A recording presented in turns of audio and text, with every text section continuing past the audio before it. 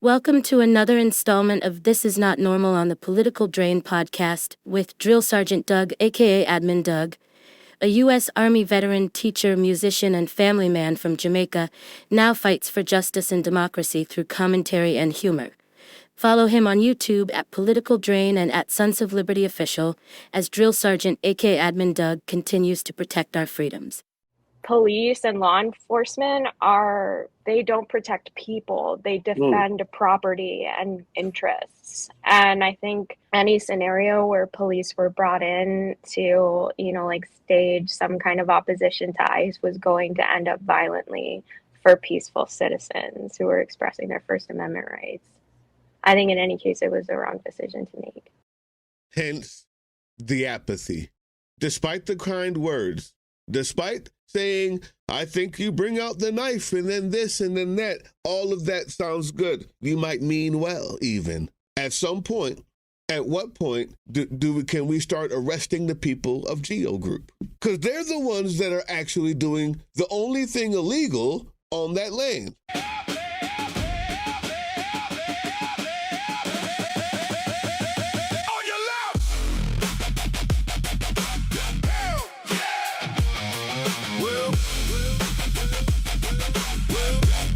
What's up, YouTube?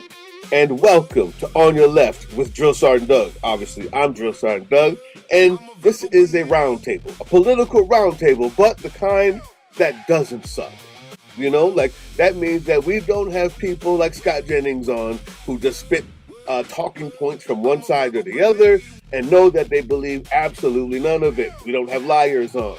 We have people who we actually think believe what they believe and say what they believe, and don't just cause a riot or an argument for the sake of argument. Now, also, the reason why this roundtable doesn't suck, in my opinion, the reason why I thought it was necessary is because at the end of these, you should have learned something. The reason why you bring multiple different opinions and minds together who know what they're talking about is because you're hoping that by the end of it, someone has gotten something that they can use in their political or daily life. And I hope that this one, more than any of the others, fulfills that goal. Because today's topic is, I was going to say, how do we? I think I'm changing it on the spot. Can we? Can we inspire? Can we change the apathy growing in the voter base today?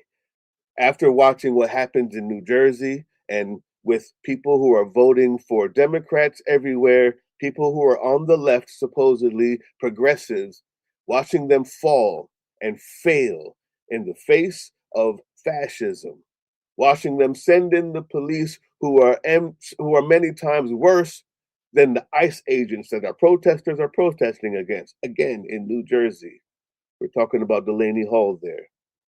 The growing apathy in our voter base is real, is palpable. I see it everywhere.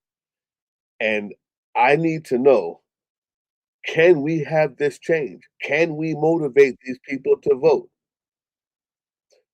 How do we do so, if we can? And I'm not going to say should we, but should we? I think we should. But I'm going to let our council speak for themselves. And I'm really, really, really excited to introduce everybody today. On your left! Take it to the bridge! Today we have, as a candidate, she was running for the Georgia 12th District. I will let her introduce herself and what's going on now after that primary and how that went. Bree Woodson. We also have Melinda Grisby, who I know as Brown Girl Pride, who is a leader in multiple organizations and also teaches Native American governance history. I'll let her introduce herself. And we have, returning yet again, quickly, I think. This was usually, it takes a couple minutes or a couple videos to return. But we have Kelly Kixies, who is also another influencer out there. She's an activist, She's a protester, and she had a lot of really smart, not only statements, but questions on the last time we had her. So that's why I thought maybe this time we could use someone like that as well. Let's start with our introductions really quick. Bree, tell us about yourself. Hi, I am Bree Woodson, former congressional candidate for Georgia's 12th District. I'm also known online as the Controversial Blonde with a platform of over 200,000 people where we yap about politics and Black history and how it directly connects to where we are now. I am also the Georgia lead for Fight Against Fascism organization. Happy to be here again. Outstanding, outstanding. Happy to have you. Kelly, go ahead. Okay. Yeah, my name's Kelly. I'm a content creator. Oh, sorry, can you hear me? Yeah, I can now. Okay, cool. Yeah, my name's Kelly. I go by Kelly Kixies online. I'm a content creator and an activist and just generally traveling the country doing civic engagement work, working with organizers, helping with mutual aid networks, and working with progressive candidates to try to help unfuck what's going on in the country. Outstanding, outstanding. And BGP, the notorious. Tell us Hi, about everybody. yourself. Hi, everybody. My name is Melinda. I go by Brown Girl Pride on social media. I'm a content creator and advocate.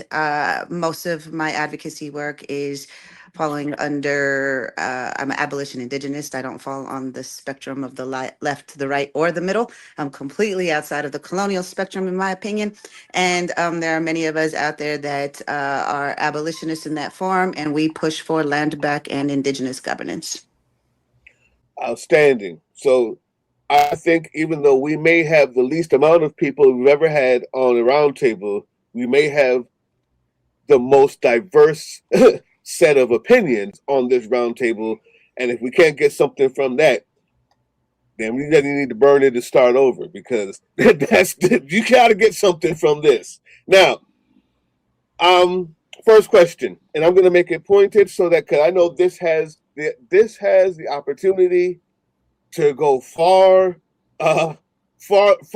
and wide to become super broad. This topic, if we let it. So I want to go very specific and talk specifically about what's going on in New Jersey at Delaney Hall and the response from that mayor. That mayor. If do you guys know everything? Do you guys know what's going on there? First of all.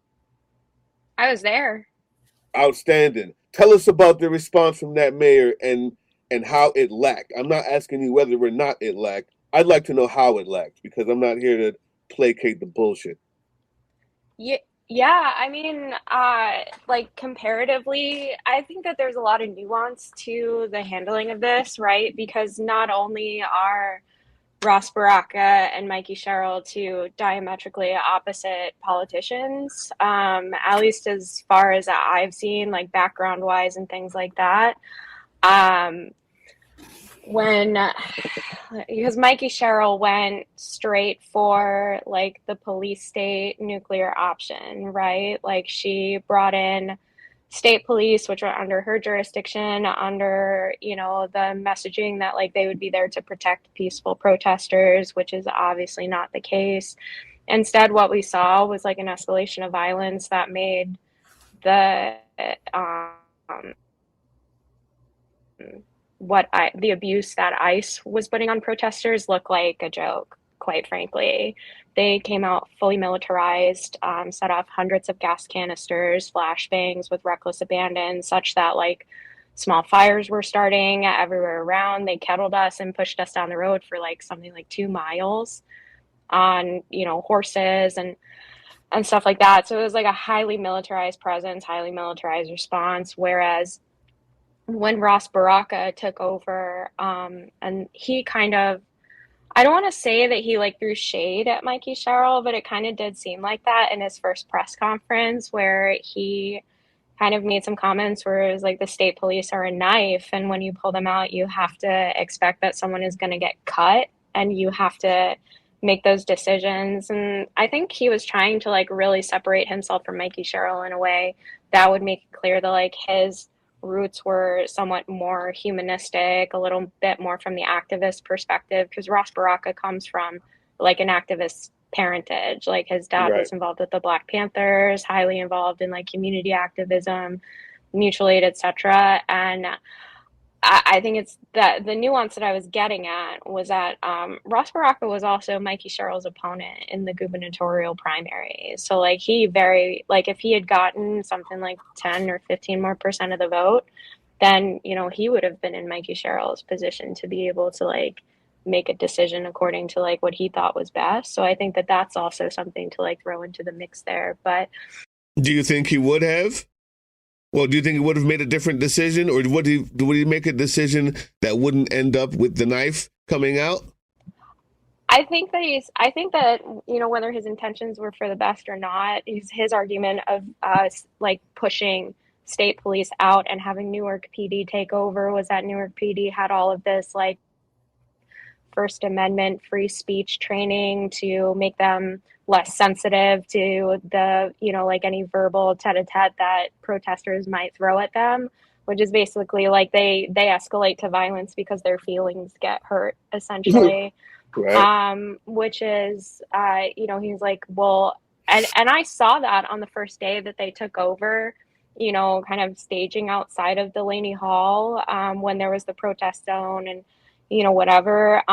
They were just as confused and had just as little answers for the press and for protesters, but they didn't escalate to violence quite so quickly. But obviously now what we've seen in the last couple of days is very much like they've brought similar violence, if not, you know, commensurate violence to protesters, that what we were seeing from ICE with the pepper spray, the pepper balls, the stick, you know, the beat sticks or whatever. So I think in any case, like police and law enforcement they don't protect people, they defend property and interests. And I think any scenario where police were brought in to, you know, like stage some kind of opposition to ICE was going to end up violently for peaceful citizens who were expressing their First Amendment rights. I think in any case, it was the wrong decision to make. Hence the apathy. Despite the kind words, despite saying, I think you bring out the knife and then this and then that, all of that sounds good. You might mean well, even. At some point, at what point can we start arresting the people of Geo Group? Because they're the ones that are actually doing the only thing illegal on that land. The only ones who are actually starving people, who are actually locking people up without due process, who are actually running people over with cars as they leave the facility. The only people who are doing anything illegal on that land is Geo Group and those employees. Yet we find the police outside. I'm opening up the floor because I'm making a very bad case for not having the apathy, and I'm hoping someone can draw me off the ledge here. Because what do I tell that person? Anybody? I think you tell them that, like, you hear them and you get it, and don't blame them for feeling that way, because it is frustrating. But again, this is why when I'm talking about history and I'm talking about politics, it never strays too far from white supremacy, because we would not be here without white supremacy. And if you look at the stretch of violence, the perceived necessitation of violence, it all is rooted in somewhere. And moderation has been a Southern Democrat's bread and butter. All right. And so I recognize it here. I recognize it in other places. And that is a dangerous, that is a dangerous environment that moderates put us in. Baby, you're gonna have to stand up on one side or the other. Like, there is no adhering to both sides of it. There is one clear in the wrong and one clear not. There is people in danger and there are people with weapons. And there is no moderate stance in between that when people are quite literally dying. And it's hard for voters to have passion and be fired up about their elected officials when they see their elected officials making decisions based in moderation. And you can't meet violence with moderation, and people coming down on folks for existing, people being removed from their jobs, their families, their homes, their ways of life, all for being the wrong color, the wrong nationality, the wrong ethnicity is violent.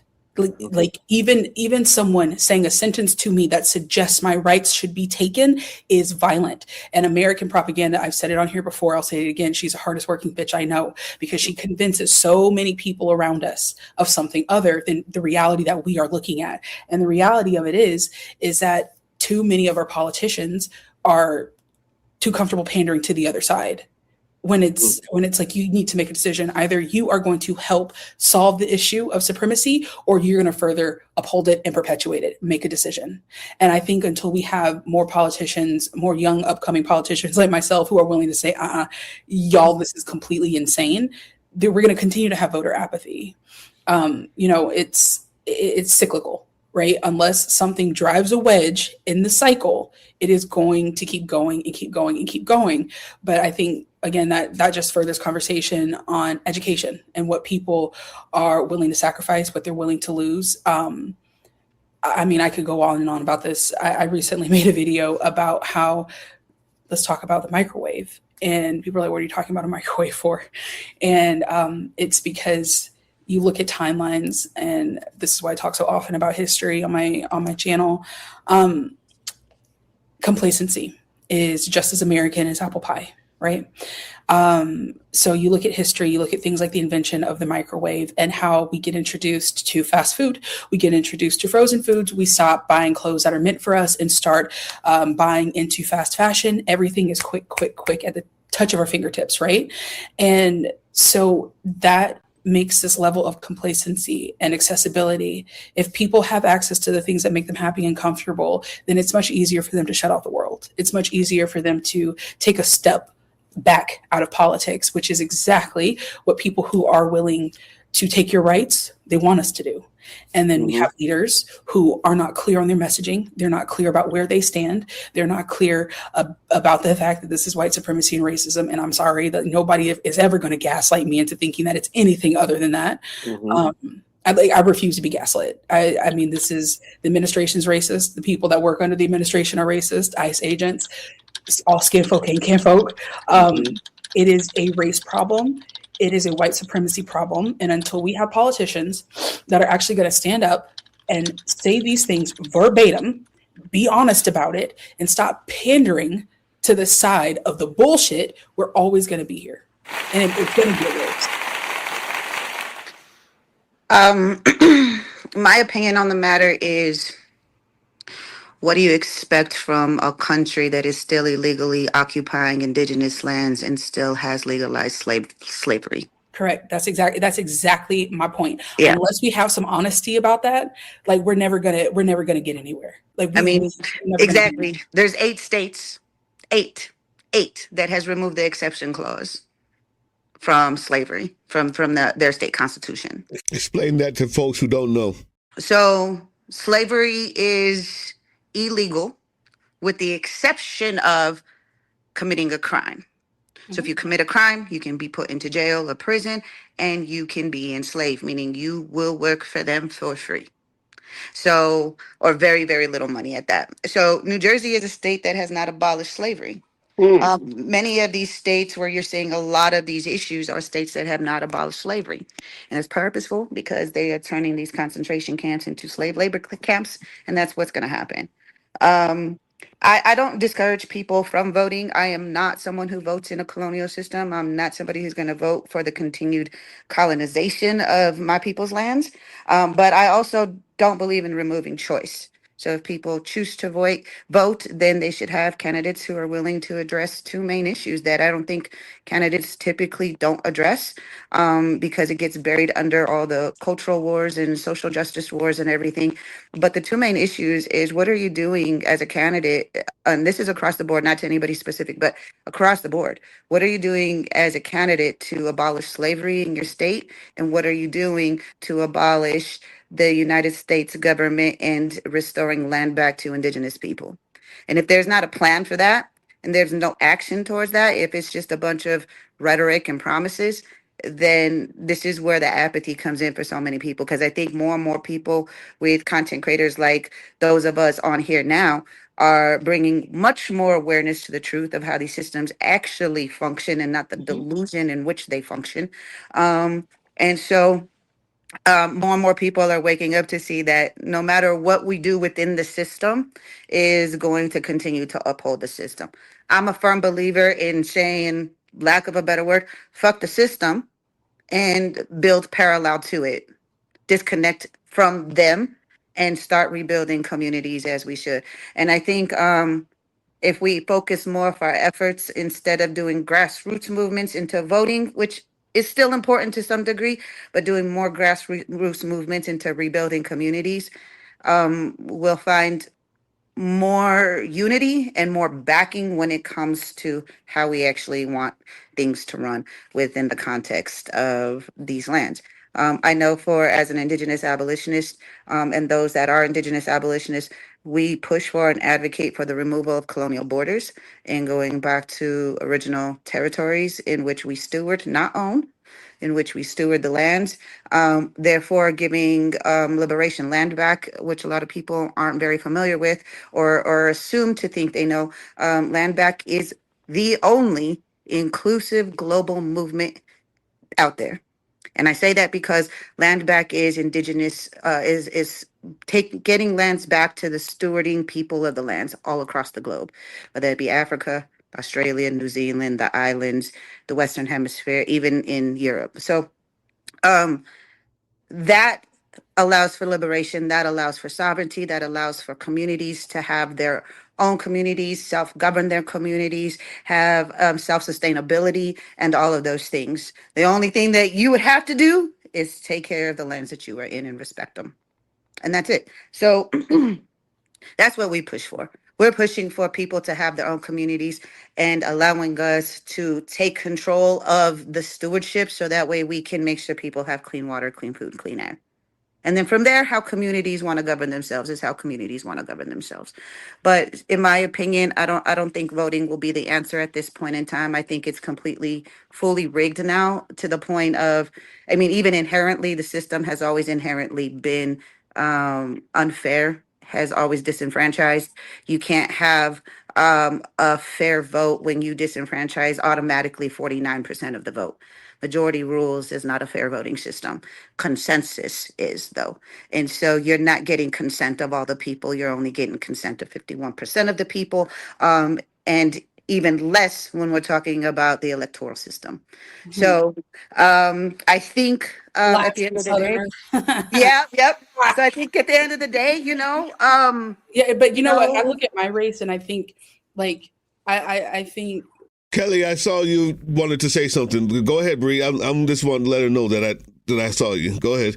Just while this thought is in my head, I think how my numbers went, it is very indicative of that people are very tired of seeing politicians that are the standard. Because for all intents and purposes, there is no reason that I should have taken almost 20% of the vote home on my first primary and like 11.4 thousand votes. That's insane. With $0. I had no PAC funding. I would never take foreign interest money ever. Everything was from the people, grassroots, 100%. But I think those numbers in and of itself are indicative that people are starting to see and they're starting to get tired of the old establishment, because I made no bones about it. I'm running under a Democratic ticket because electoral college reasons, because access to ballot reasons. But make no mistake, I will just as happily go against the old establishment Dems just as heavy as the Republicans. Like, no issue whatsoever, because they're both the reason that we are here. 100%. Go ahead, Kelly.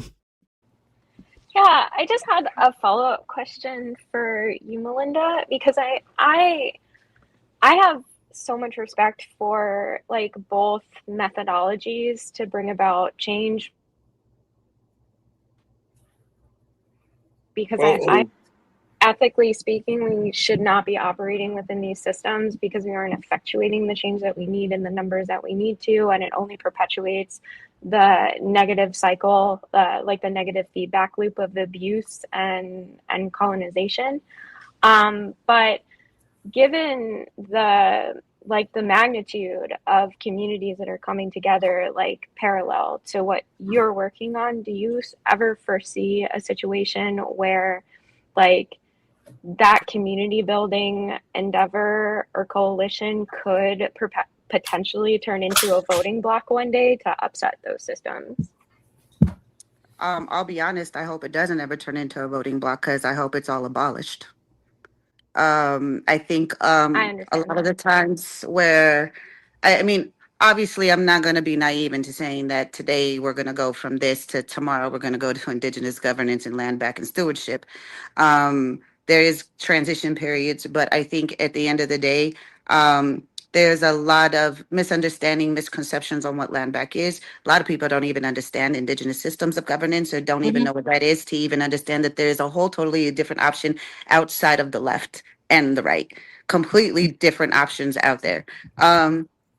If we were to go back to indigenous systems of governments, that would be going back to consensus voting.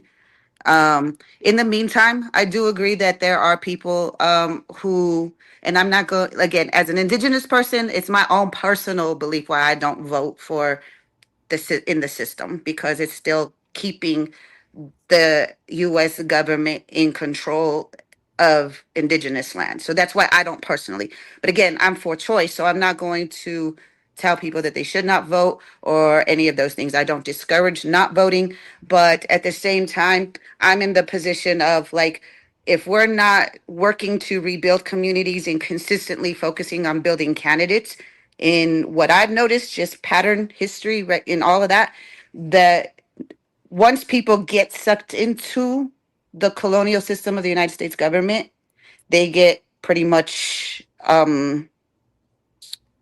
enveloped into it. Their original stances don't get very much traction within the system because of the larger establishment. The voices get Okay. silenced and mostly get tokenized, right?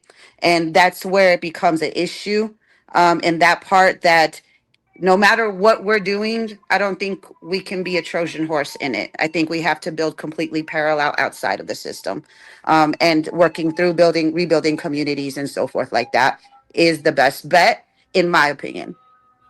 For the last few, I No, understand both of them. I really appreciate that because like there is that school of thought where I think a lot of progressives and more left leaning and especially like Caucasian people in those movements are like they see the commentary about like not participating in the system at all and building parallel systems, but then there's also that like sort of like I don't want to call it wishy-washy because I can see the benefits of both of them or I can see the ethical merits of both of them and why someone would do that, where it's just like, well, in order to beat the system you have to like understand how the game works and incorporate some of that to get leverage. So that's why I wanted to see if you would ever be and could ever foresee a position where like those two movements could come together to effectively. No.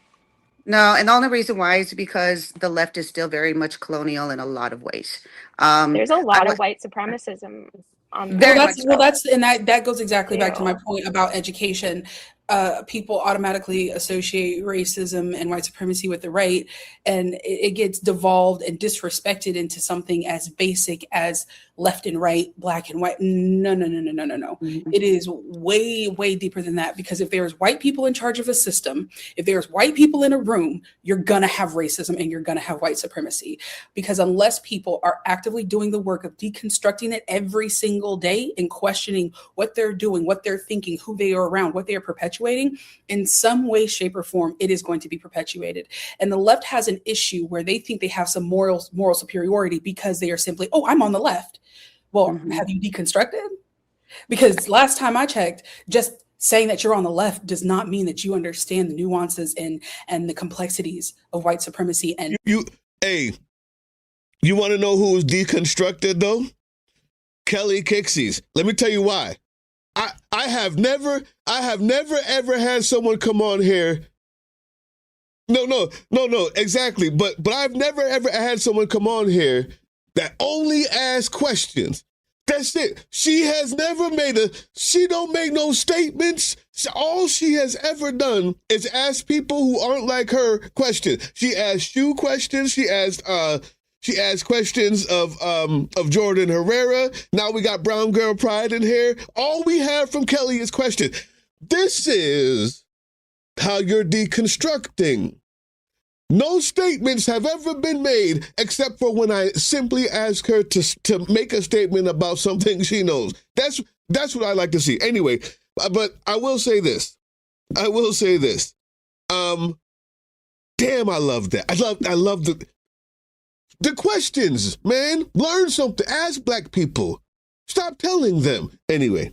Which is also a very valid point. Being like, I made people upset about a video I posted about protesting and how a lot of people are using the tactic of frivolity as means of getting to their opponent. Like, we'll just say it like that, right? And I upset a lot of mutual creators. And it's one of those things. It's like it if you don't like it. I don't look. You can disagree with me all you want to, but the last thing any white person is going to do, I don't care how well-meaning, is tell me, someone who grew up in the home of the civil rights movement, who is Black and lumpy, don't tell me how to protest. Not lumpy. Tell me that I am misguided on protesting. Do not. That is not your place. You can listen and you can learn. You can choose to disagree, but I think part of the issue here too is the level of softness that some people require to get involved because they don't want to come to terms with the fact that very soon here, this is going to be straight up life or death. I mean, it already is. It already is in so many areas. But like, I look around in my community where it's 60% Hispanic, and from this spot where I'm sitting, 1.8 miles up the road is a new proposed detention site, which is 1,500 beds. And like I said, in a community that is 60% Hispanic. Yeah. And it's like, I'm not another slave field. Right. And it's like, I don't see anybody marching up there in a freaking giraffe suit throwing sex toys. People are dying. Right. Yeah. So hold on. Three things. Number one, Brown Girl Pride. I absolutely hate that you don't vote. I also have you on this channel every other week to ensure that you're teaching about Native American governance. Okay? I understand why you don't. I also believe that people need to vote, and at the same time, we're learning and teaching the foundations of being a self-sustaining community, understanding Native American governance so that it can be employed where you are, and maybe even spread from that natural place organically, trying to learn everything I can from you. I also think that if we don't vote, you get more New Jersey centers in the meantime. So here's the deal. Go ahead. That real quick. So I don't vote for candidates. I live in Colorado, where on our ballots we actually get to vote for measures. We actually get to vote for legislation that will be put on. I vote for that. I don't vote for candidates. Okay. Because I'm not going to give my vote to a candidate who cannot answer why is slavery still legal, and what are you doing about land back? But if they do have an answer for that,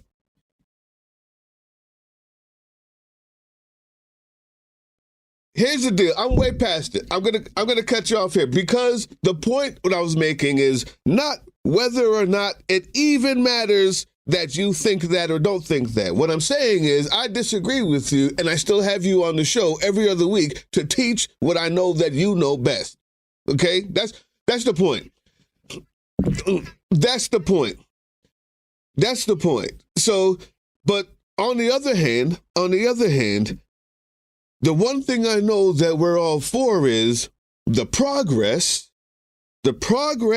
of indigenous peoples, of people who are fighting for their lives, the abolishment of ICE, these kind of core beliefs, the freedom of everyone, the expulsion of racism and hierarchies that crush and oppress people. These are things that we have to say, okay, do we all believe in this?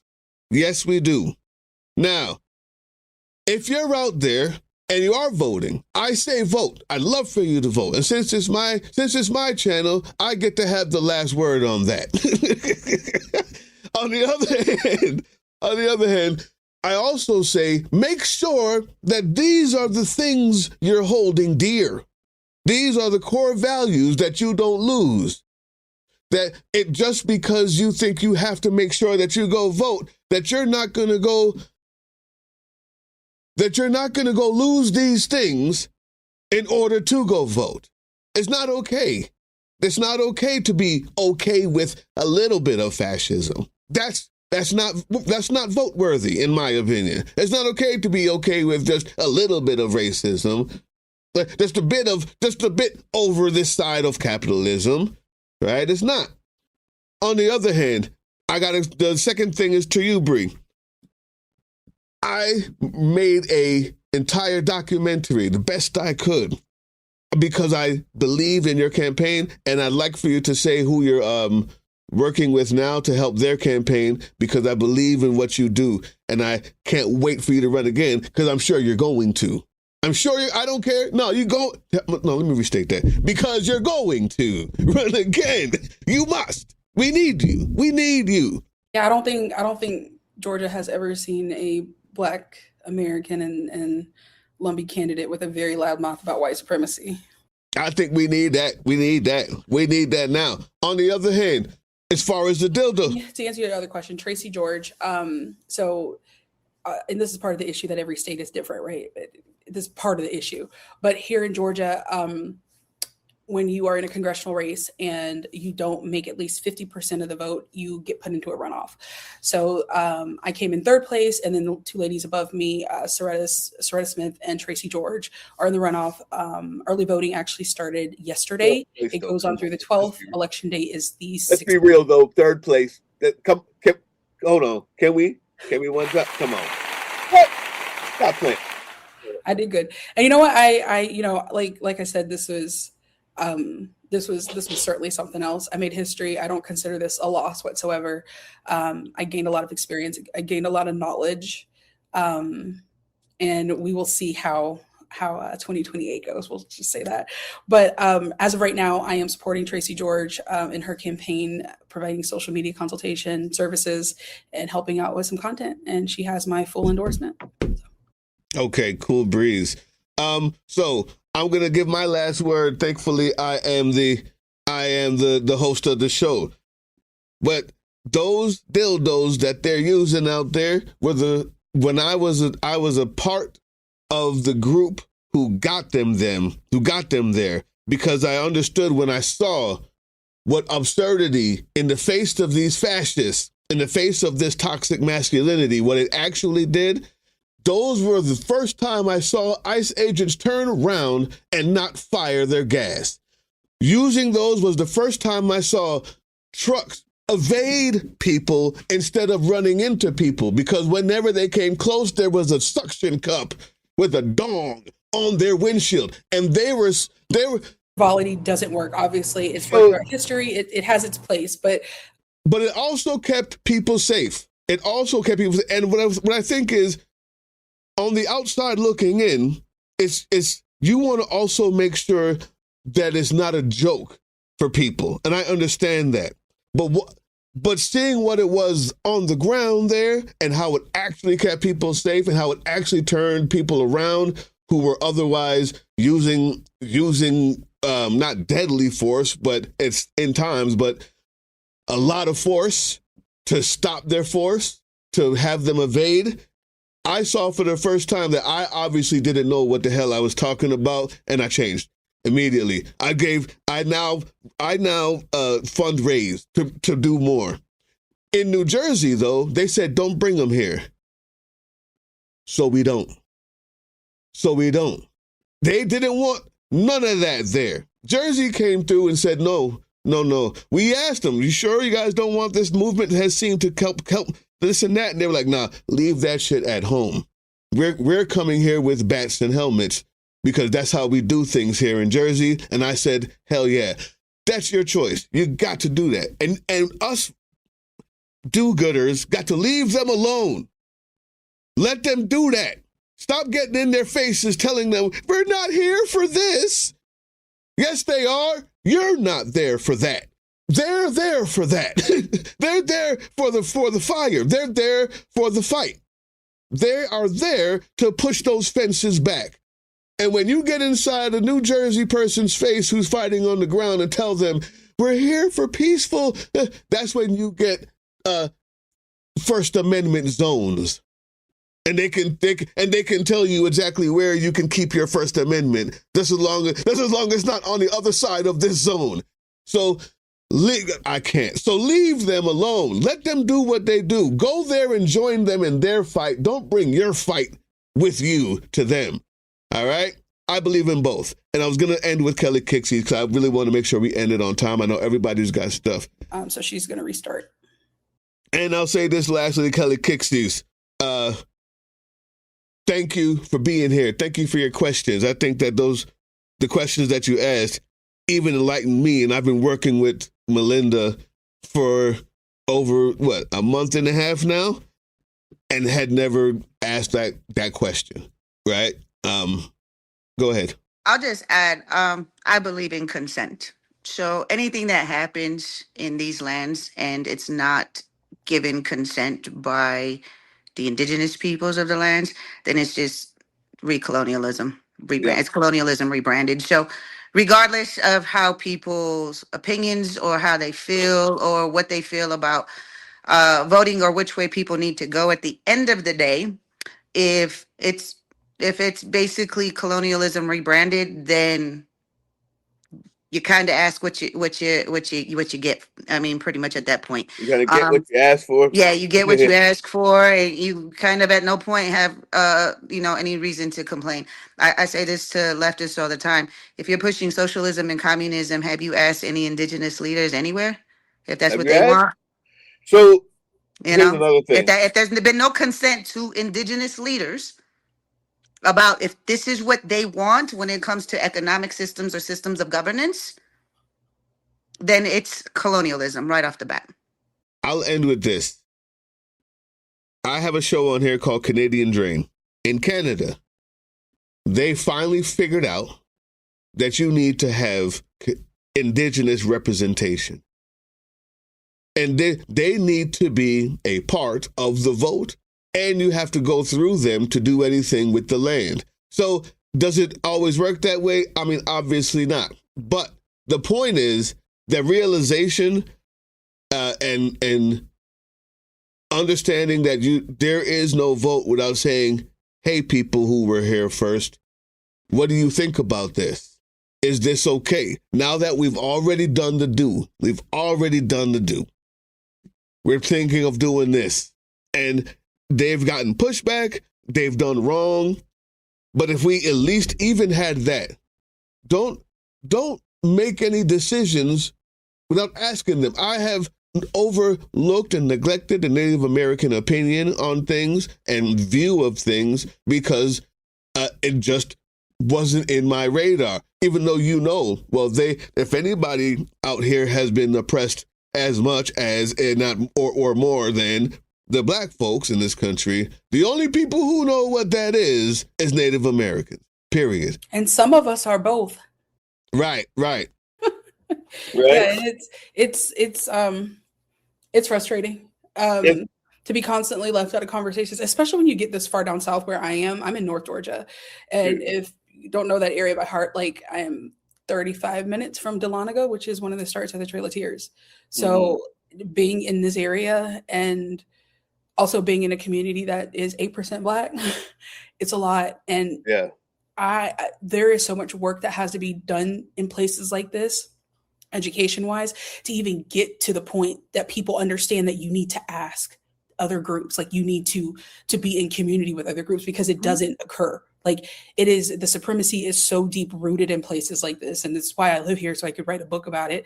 I'm done and I need to get out of here. No, I can't wait to read that book. I can't wait to read Brown Girl Pride's book. When are you coming out with one instead of just out here spitting fire at people? What's going on? You got a book coming we can learn from? I got a lot going on right now. Maybe in the future. All right.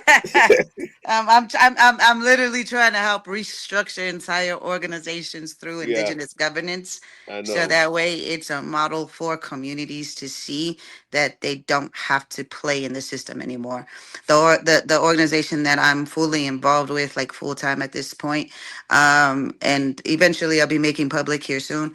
But it's more so of the push is for helping communities build self sustainability instead of just being charity, instead of just being mutual aid.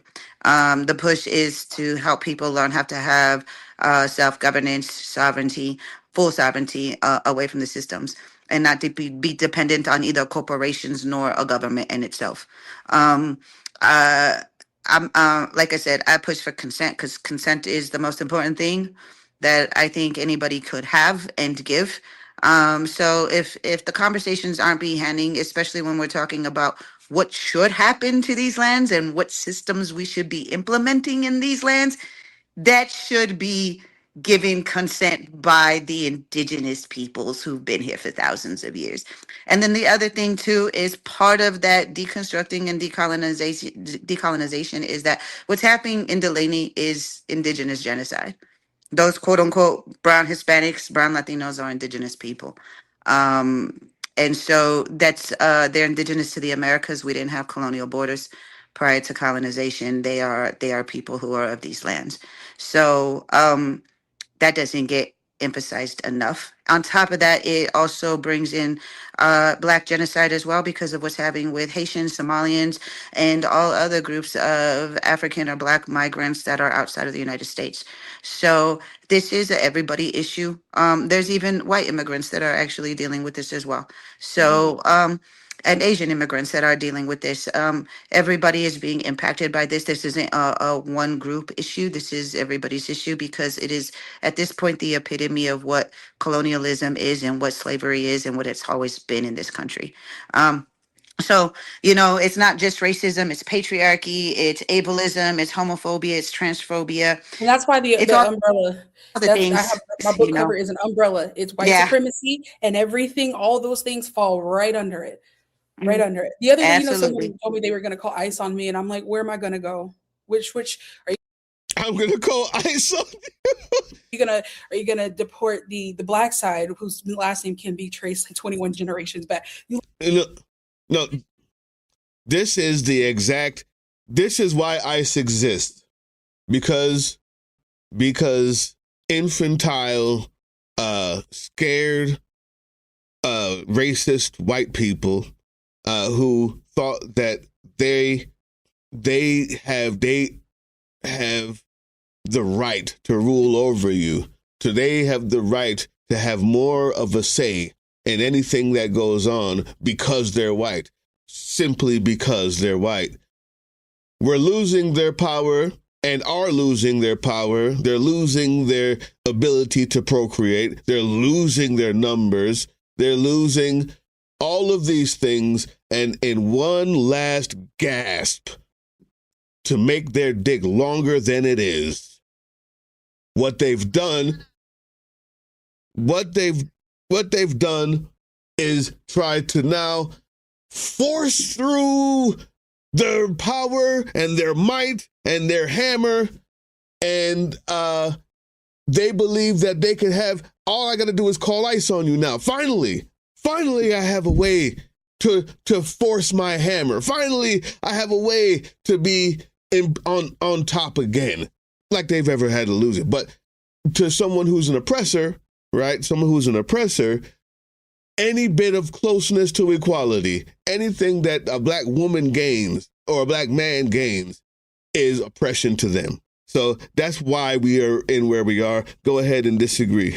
I'm not going to disagree. I'm just going to push back a little bit in the fact that I think while it's important to call out them as in white people, we have to also acknowledge that there are plenty of Black and brown people that uphold whiteness. And that's why I said in the beginning, all skin folk ain't kin. And ain't kinfolk. Something that is only attached to white people. It's an ideology that anybody can take on and perpetuate and uphold, and we see it all the time. I'm gonna let you know. I'm gonna let you know though. I see it all the time, and I love talking about it. I give major FAFO on this channel for that, but also I just want to make sure we know 80%, 85, 90% of the people, of black people, still know what the hell is going on. That y'all know who you are, you black MAGA folks out there. I'm just saying. Back at though is that I think a lot of people, and this is what my platform focuses on, is that when it comes to black and brown people across the board, there is a lot of superficial decolonization happening and not much deeper decolonization where when we're talking about them, we're talking in the context of white people, but we forget about patriarchy. We forget about homophobia, transphobia, and the things and how we as people of color perpetuate all of that onto. Ain't no more anti-gay community than black folks. There's no more anti-gay people than black folks. Boy, I swear. And I'm not one to push oppression Olympics. They use the same tactics. They use different tactics that result in the same outcomes across all diasporas. And so some things may have been grander in scale than other things, but again, that's not an oppression Olympic. Those are facts. But I think a lot of oppression Olympics tends to get played in a lot of spaces, and that's part of it. Is not one, knowing the history, and two, we're not dealing with our own internalized colonialism, and that's a big thing. I'm gonna leave it there. We've got people who've got to go, but I do want to say this. Thank you guys for being here. I wish I could get Kelly Kixies back to say thank you. We covered quite a lot. As far as apathy is concerned, I think we need more breeze to run. But also there's another way. There is another way. And we're gonna have that actually. Class number 3 comes out this Wednesday at 8 a.m. So I'll see you guys there because it's also being taught by Brown Girl Pride. Now, thank you guys so much. Get up out of here. I know you got busy lives. Thank you for being here. And thank you for watching. And remember, whenever you need to know something new and talk politics, that's not bullshit, I'm on your left. Have a good one. Peace. Have a good one. All right, guys. Bye. Go, go, go. Resist. Oh. Resist. Fuck this shit's going down. That's right here, right now. The political drain. Just the news you need. Nothing driven by greed. No sipping Kool-Aid. Sims cooking on that knee. So then we got it again. That was the Political Drain podcast, which can be heard on www.groovechillradio.com/political-drain and can be viewed on the Political Drain YouTube channel anytime. Once again, thank you for listening to Groove Chill as we resist fascism in any form, pursue democracy, peace, and love.